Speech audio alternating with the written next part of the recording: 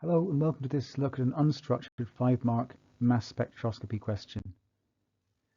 So two students were provided with the mass spectrum of an alkane, and what we need to do is look at the peaks and what their MZ values are, which I've read off the MZ axis at the bottom.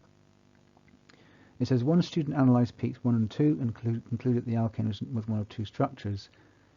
The other student analysed peaks 1, 2 and 3 and was able to identify the alkane. So they want you to analyse the peaks and explain why the two students obtained different conclusions. So peak 1 is also the M+ ion peak, so the alkane must be C4H10 to add up to MZ58. So C4H10+ is a possible fragment for M+ ion. Now these are the two structures that C4H10 could be if it's an alkane. The CH2CH2CH3+ is the possible fragment ion for MZ equals 43, and CH2CH3+ is a possible fragment ion for MZ equals 29.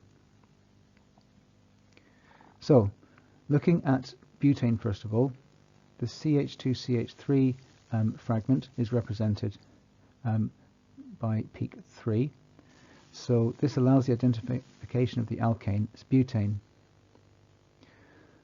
So it says that one student found there was one structure, one of two possible structures. The other student specifically was able to identify the alkane as butane. So why can't it be methyl propane? Well, firstly, let's look at the CH3 sections of the molecule. There's two of them. So that means that that's going to be a very likely fragment. In other words, it'll have a high relative intensity, meaning the peak that actually is at 15 will have greater intensity rather than be very short and very small intensity like it has at the moment.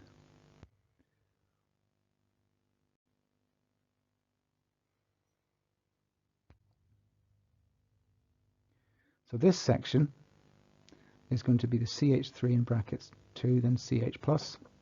That fragment is MZ43, which is peak 2 obviously. And then inside it you've got another fragment, and that's going to be MZ28. So both of those peaks are present. However, there's no way peak 3 would be present for methyl propane, as from its structure a fragment of MZ29 would not form.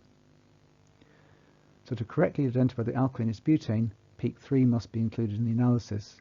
And you can see from the question that one of the students didn't analyse peak 3. So just to double check what we've talked about, these are where the marks come into play. So the first 3 marks should be fairly straightforward to get peaks 1, 2 and 3, and then you've got to do a little bit of thinking and application of ideas to get marks 4 and 5.